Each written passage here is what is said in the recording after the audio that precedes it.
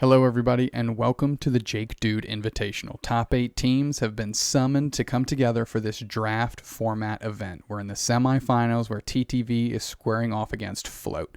Now, a quick breakdown of how these draft format tournaments work. You're going to have a team on the left side of your screen, team on the right side of your screen. Team on the left side of your screen gets to ban first and gets the first pick. And from there, it goes into snake format. So TTV in game 1 will get pick 1, and then FLOAT will get picks 2 and 3. TTV will get picks 4 and 5, 2 until they go through and make their rosters of 5 on each side. Zoinks, let's pull up the graphic here. Let's take a look at how these teams formulated themselves for game 1 in the semifinals. And just talk us through a little bit of the bans and things that you're seeing that look interesting. Yeah, sure. So TTV is going to, out of the gate, ban Eldegoss. Really nice move, removing by far the strongest healer, the enabler of this triple bot lane meta, for the most part, that we've seen in all the history Unite. Taking out a gigantic S tier Pokemon in a lot of people's tier lists makes a lot of sense. That puts the onus on FLOAT. Now, they have this second ban. A lot of people think that this position is one of the strongest positions to be in a draft system where you're only banning one Pokemon. Now you are choosing a lot of how the other team has to first pick. You're putting them on the back foot. That being said, FLOAT opts into banning Lucario. This is going to be cutting off that gigantic presence in the top lane that this Lucario takes. Has a long stay in the meta. If you've watched any Pokemon Unite tournament, you've seen that blue dog in the top lane. So you know how strong that Pokemon is. And before we get into the actual team picks, it should be said there is a couple of global bans for this whole tournament, Dragonite being one of them, only because all the teams participating in this tournament pretty tired of that meta right now. So we're adding in a little bit of even extra variety with a free Dragonite ban for every team. A little bit of Salt Bay to season this thing up. Absolutely. I'm taking a quick look, and the first thing that pops out to me is TTV's pick 1, 4, and 5. I'm going to call it the bubblegum bottom lane because it is Blissey, Wigglytuff, and Slowbro. And if they wanted a color scheme, they sure as heck found one, even with Gardevoir there as their 9th pick to kind of, just a flash of blue. Why not, right? How do you think that's going to shake out here for TTV? That's certainly a composition we haven't seen on the normal competitive scene ever. So that's true. Yeah, I mean, matching color scheme will give you the best uniforms, and Blastoise is your libero, I suppose, for your few volleyball fans out there. Honestly, what I think this comes down to is TTV banned the healer. They wanted the only other healer in the game. They snatched up Blissey. This now put FLOAT in a free pick range to pick these other gigantic S-tier heroes. FLOAT gets 2 picks in a row here. They opt to grab Pikachu for one of the best damage dealers, as well as one of the best CC Pokemon in the game right now. Easy pickup. And then immediately follow that up with the other best top laner in the game, securing them 2 essential roles that are honestly some of the best picks right now. This then flip-flops over to TTV. Where do you go? You don't have the best Pokemon in the game, but you do have the health. This now moves TTV into a strategy where, like you said, bubblegum bottom lane, they're going to just get that HP total up in every single role, except maybe the jungler. If I'm looking right now, I'm seeing Blissey, Wiggly, Slowbro, Blastoise. How on earth do you KO a Pokemon on the enemy team while you have Blissey giving out heals? It doesn't matter how much damage FLOAT can give out. That is a tanky side from TTV. And even if they can make it work, it is a mountain to climb up of HP. So that seems to be TTV's draft strategy, where FLOAT is... let's just get some good meta picks. Everything I'm seeing on this list, I've seen in competitive play, and I think we'll continue to see more and more and more. Yeah, perhaps FLOAT going with the strategy, we're going to take the best available in the moment, and TTV trying to form their strategy kind of a little bit more fluid to what FLOAT is doing, and reactionary, we'll say. But these teams have been primed up. They are ready to go, and we are about to jump down in the action. You see Zugrug's got to be happy to be picking up Wigglytuff as Toon. We have seen them play Gardevoir before, but, Blissey's at home with Indy, but we've got Goof and Lutano playing some Pokemon we rarely see them with in game. Yeah, I think Lutano was on Blastoise for that one patch when he was busted, but other than that, I think it's been mostly on that Lucario or Serena. Yeah, Zugreg, like you mentioned, on that Wigglytuff, very much at home. A lot of people will contest Wiggly, the best tank in the game right now, especially when Dragonite is not on that other side to be a huge problem. At this point, Wiggly being in their arsenal is going to be a huge boon for TTV. Absolutely. Myth with the Pikachu chipping in. And as you mentioned, that defense is high and not getting too far as Lutano's working against Mr. Mime and the Serena there in that top lane, the bounce suite. And it's interesting that they've elected to go 2-1-1 now. The future Venusaur rolling through the jungle at a fairly slow pace to what we're used to seeing. So we're going to see them decide where they want to start getting picks here. And I'm assuming it's going to be the bottom lane to try and bring some parity to the numbers there. Yeah, absolutely. So Float making a really interesting decision that Eldegoss not a part of their team composition. They're going to opt into the old school 2-1-2. Actually, Mike Spam may be rethinking that decision as the jungler Venusaur gets to go up to that top lane. Mike Spam going to rotate down. Seeing that overwhelming presence of TTV's tri-bot, they need to match or else this is going to be a landslide in the bottom lane. And those Bs are already going in the favor of TTV. Yeah, getting a lot of points in. Surprised we haven't seen Zug make a room to roll to the goal zone for their 10 points. You know, they like to get their points in early. J-Rod putting a lot of good pressure there as the Scovit going to keep pressuring. And Mike Spam, Myth, they're all trying to keep a little bit of their distance, seeing that their offensive pressures aren't paying too many dividends this early in the game. And they're going to have to find a new way to approach this. Zugrug, no fear, good defense going in. Mike Spam just slapping each other back and forth here as Goof is eyeing down J-Rod. We have a Sing kicking off, and we're going to work through is this where the Mr. Mime might go down. They kind of launch forward and are putting the pressure on with Myth and J-Rod as they slowly roll back and try and get this Audino maybe for their squad to bring a little parity to the experience they lost during those Bs. Yeah, Mike Spam showing why Mr. Mime is absolutely a top tier tank pick. Maybe not the best in the game, but can always hold their own when in lane. That Pokemon has incredible amounts of smite ability, and those early Bs don't stand a chance against those light screen psychic combos. So really going to be a threat. You were speaking of players on rules that don't normally belong on. Goof is on Slowbro right now. That is a tanky character, not exactly the same as the Pikachu, Sylveon, Venusaur, Cramorant we've seen Goof on in the past. Absolutely. So maybe some minor adjustments there just in their play style. And they're working through Myth here. So they're putting the pressure on. And we've got everybody in the bottom lane, save the top laners there, the Blastoise and the Serena. Fisherman coming through, and we know that's JakeDude. They're working through there in their own tournament. They're trying to fight for that W, not have to pay anybody out here as they're getting pressured, and they're going to go down to the Wigglytuff Zugrug as that's a good four-person push in the bottom lane to get a KO and set themselves up to get that positional advantage with Dreadnought here with 7 minutes, 1 second on the clock. Oh, poor JakeDude had the red buff from Gardevoir, the Goof stun, and the Zugrug stun all working against them. They were rooted in place for what seemed like an eternity. So early presence for this Dreadnought, definitely going into TTV, and Zugrug pushing that advantage, getting a nice sleep. However, that J-Rod greeted is going to be a nuisance inside of TTV. Let's go. Toon popping off there, getting some KOs in the bottom lane. That's 2 ducats. They're coming through. They're eating them up, and that's make it 3. Did we get a third? Nice. We did. KO Shriek a 3 for Toon. They just showed up for all the glory. They're going to work through this Dreadnought, lock it down, close it in, and Float has to adjust in a big way here because you cannot let Toon get too crazy with that Gardevoir because it will snowball on you quickly. Yeah, that early presence in around Dreadnought pit going in the favor of TTV, and they're able to exercise that to give Toon almost a free road to a Unite move uninterrupted. Really nice play. But not to mention, Batasai Joe in that top lane is able to get the Rotom, and Float is able to close that first top tier goal zone in the top lane. So really nice play, and Zugrug not able to get these 30 points in.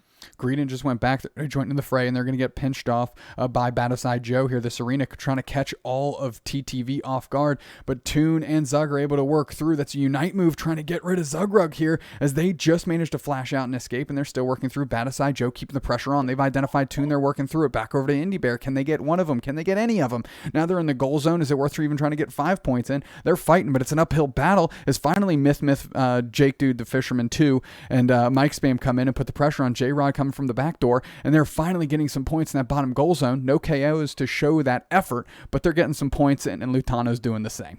Yeah, Lutano getting those stacks, making that XP go up extremely fast by getting those rapid goals in there. But wow, Battleside Joe in that last team fight was more of a battering ram than they were any KO potential there. Pushed three members of TTV back far enough that all of the farm in this bottom lane, all those wild Pokemon, went in the way of Float. So a huge experience catch-up moment for Float. Definitely going to put them on even footing with TTV, or at least closer in these team fights. They're eyeing down Battleside Joe, and everybody's working through as J-Rod's trying to provide a little bit of defense, but it's not going to work as Lutano's able to close it down on Battleside. Now they're working on Fisherman 2, and they are going to go down, Zugrug takes down the Venusaur, and now we've got Greedon taking down Goof on the Slowbro, and we're working through, and the one person I thought was going to go down didn't. J-Rod looking real chunky with that HP and able to skate out unscathed, quite literally. Yeah, not to mention the damage numbers on J-Rod. I think it just took half of the HP off of Indy with one belch. That was incredible. I need to know what J-Rod's item loadout is on this Greedon, but wow, what an engage by Battleside.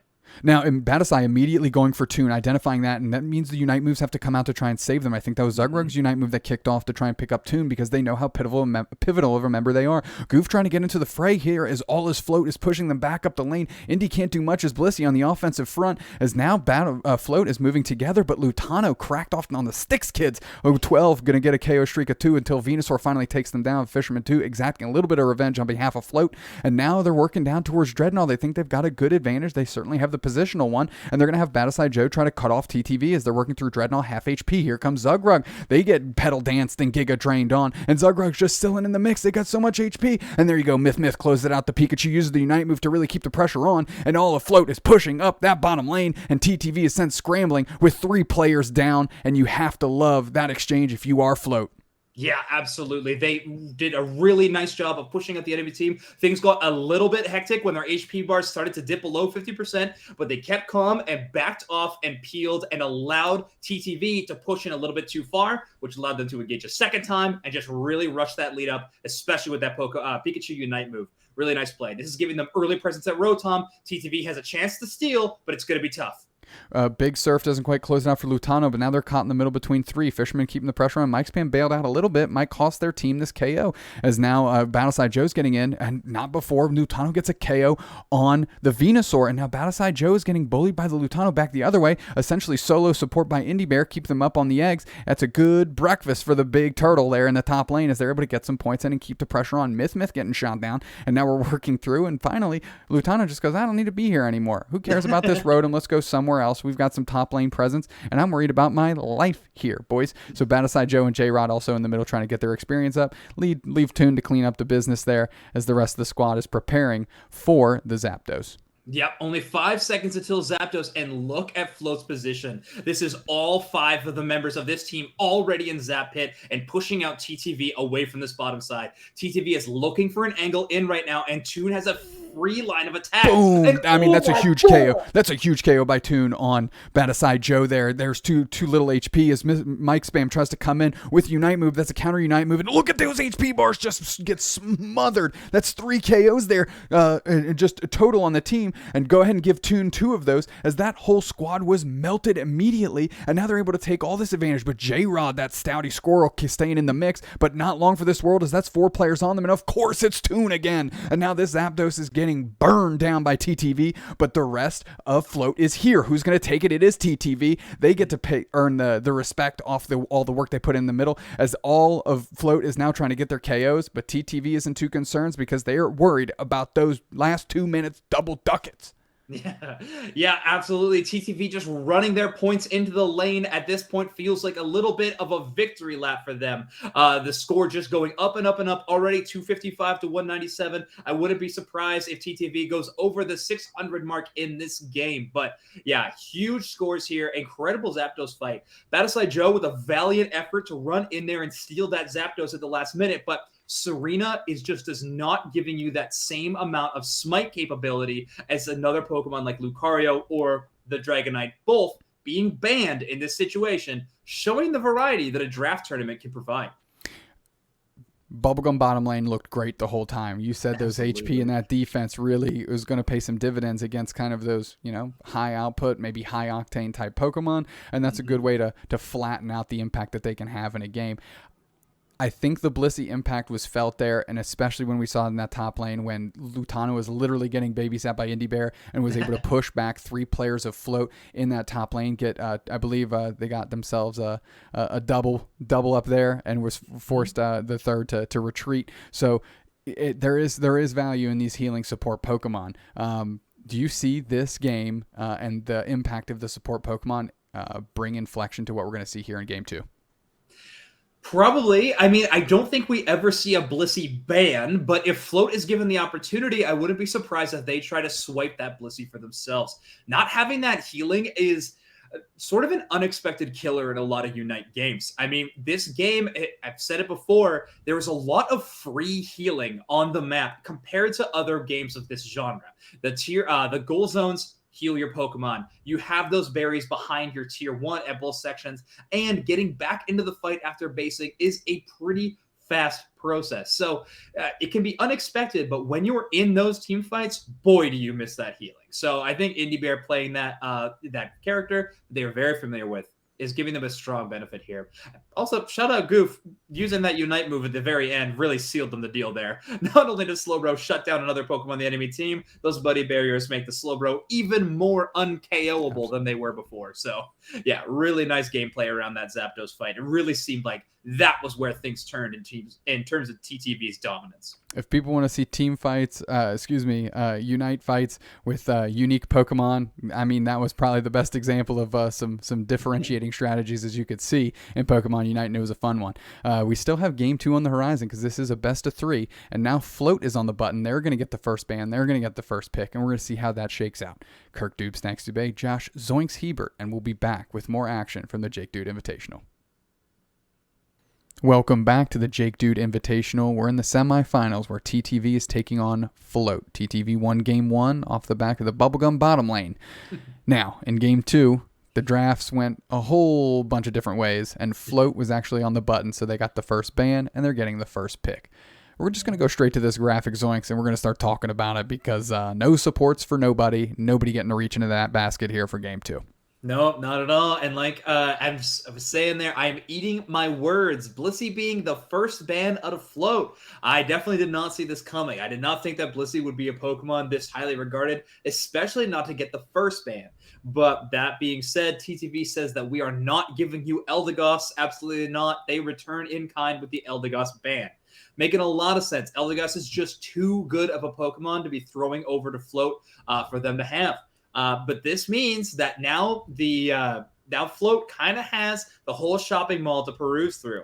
They can take these top tier picks. They can find that Lucario, find the Pikachu.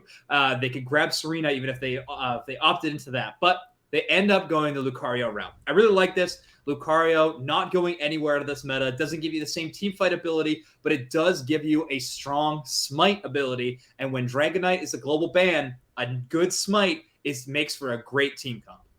Absolutely. We see TTV getting 2 of their staple components that we see in regular tournament play that don't have a draft format, and that's going to be Zug on that Wigglytuff, and I think Goof is going to be real happy to see that Pikachu and might be able to get that back into their hands here. So I'm really excited about those picks, and they have to be as well. But we're going through here, and Float, 2 very oppressive and very strong picks in that Slowbro and Mr. Mime, rounding themselves out with the Venusaur and Gardevoir, which might be jungling for them this time around. Talk to me about those next 4 members of that squad. Yeah, so I think the start and end of this draft for Float is really interesting. So the Slowbro and Mr. Mime picks are basically sealing TTV out of any high CC composition that they would want to implement on Float. They're saying, we are going to be in charge of the crowd control. Wear full heals if you need to, but we're going to run it at you and we're going to hold you in place. So TTV has to respond. They just pick some really strong players. Serena, Blastoise, just giving them versatility, could go top lane, could fight with Squirtle in the bottom lane if they need to. Going to be a little bit of a tougher lane, but they can manage. All of these picks are good picks, maybe not the most optimal. Float does a really good job with this. I think it might have thrown TTV off, or TTV might have just, picked, and whatever they landed with, that's what they're going with. What I'm interested in is these last two picks from Float. They grabbed those double tanks to run in that bot lane, and they rounded out with the Venusaur and Gardevoir. Both of these having really nice long sustained damage. And long sustained damage, especially if you can hold the enemy in place and they can't go anywhere, while these passive attacks like Psyshock or Petal Dance Giga Drain are hitting TTV. This is going to be a huge boon for Float. I think this comp is going to be all about landing essentially an entire team composition combo. Hold them in place with that CC, land those giant damage moves in when TTV can't move. It's a pretty straightforward strategy, but I'm excited to see if Float can pull it off. TTV, one thing I want to highlight real quick. Last pick Decidueye, widely regarded on, we'll say, the database sites where we see the tiers created, often at the bottom, but TTV says these against that team and with these 4 picks, Decidueye is how we want to round this thing out. Any thoughts on Decidueye? And I'm just excited to see it in the action, but any thoughts from you, Zoinks, as these teams seem to be ready to go? Yeah, I'm excited to see it too. I mean, this is a Toon ladder demon pick, honestly. Toon is a threat on any Pokemon, trust me. I saw those early Pokemon Unite Nuzlocke, beginner to master streams. So yes, Decidueye, a strong weapon in this player's hands for sure. But I know that usually Toon opts to run that Spirit Shackle move on Decidueye. Huge range and huge spike damage to an opposing Pokemon. Not sure if they will opt into that with a tanky team like Float, though. Might have to run that Razor Leaf. It's going to be interesting to see which option they pick.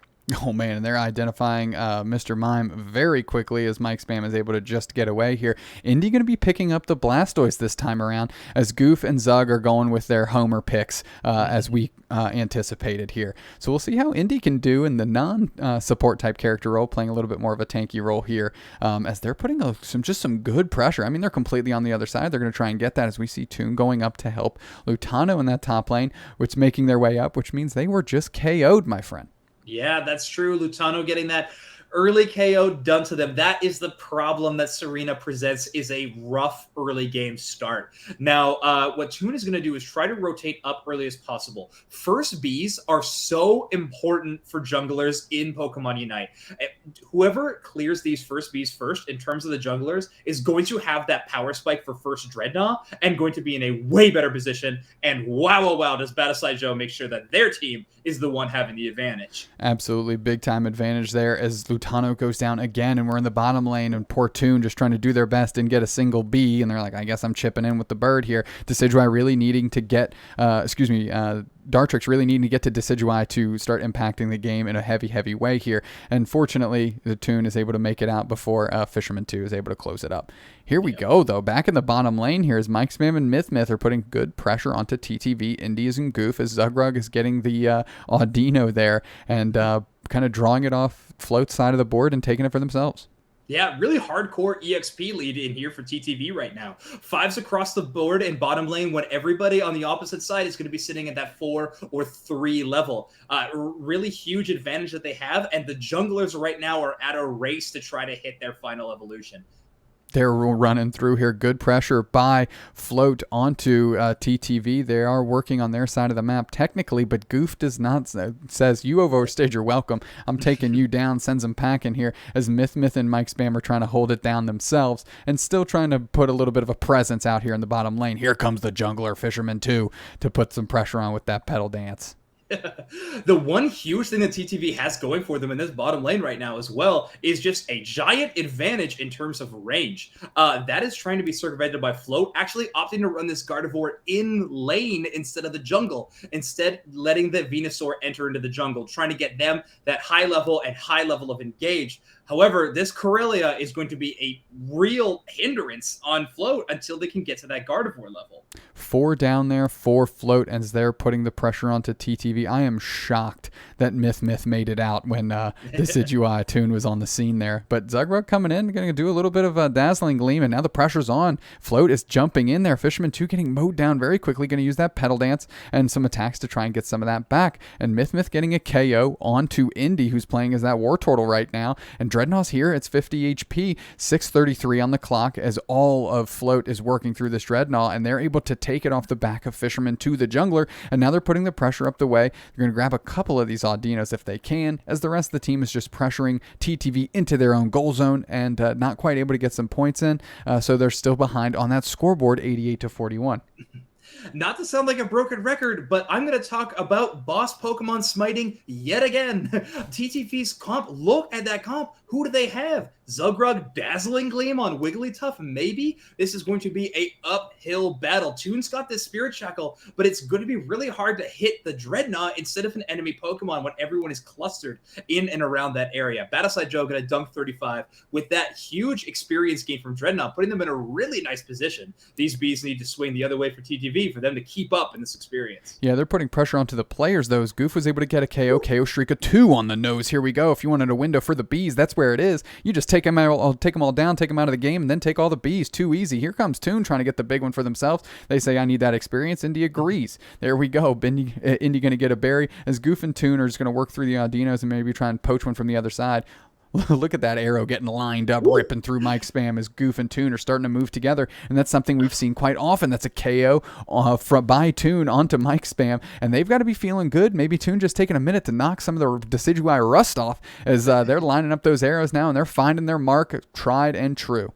Oh, Judge, that was premeditated. Send them all to prison. Did you see that? The Spirit Shackle and Thunder Goof combo led into by Indy surfing them back into their own team. Mike Spam did not stand a chance. Their name was written down on a list somewhere in TTV's, terrifying plans. So a really nice KO, really well done set play. But the score is still in terms of Float, 116-88 and 4 minutes, 37 seconds left on the clock. TTV getting a presence for this Dreadnought early. They have the forward advantage, but right now it's going to be a full-on 5-on-4 fight with Fisherman 2 right on the breathing down everybody's neck.